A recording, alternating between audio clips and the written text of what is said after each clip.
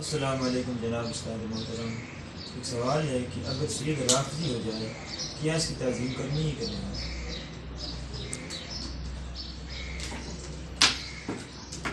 जी वालेकुम अस्सलाम वरहमतुल्लाहि वबरकातुहू। बहुत ही आपने इम्पोर्टेंट मसला पूछा है, अकीदे का मुताबिक मसला पूछा है। क्या सैयद अगर राफ़ज़ी हो जाए तो क्या हम उसकी इज्जत करेंगे, ताज़ीम करेंगे या नहीं?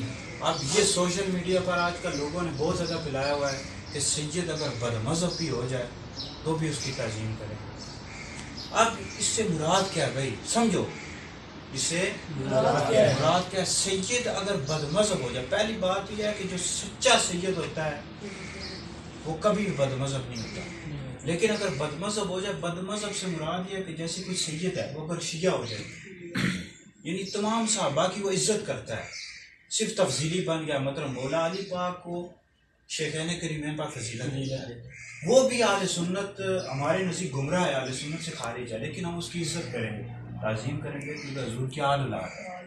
लेकिन अगर सैयद राफ़ज़ी हो जाए, यानी राफ़ज़ी का मतलब है किसी साहबी को गाली देता है, बुरा भला कहता है, हज़रत अमीर मुआविया रज़ी अल्लाह ताला अन्हु या किसी भी साहबी को, उसकी ताज़ीम करना हराम है, उसकी हरगिज़ भी इज्जत नहीं करेंगे।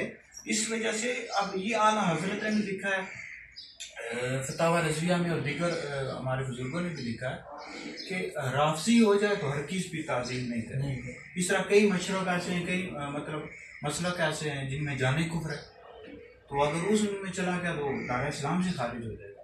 तो बहरहाल अगर तफजीली है तो फिर तो ताज़ीम करें, इज्जत करें। लेकिन अगर राफ़ज़ी हो गया है, सहाबा को गाली देता है, उसकी हरगिज़ भी ताज़ीम और इज्जत नहीं।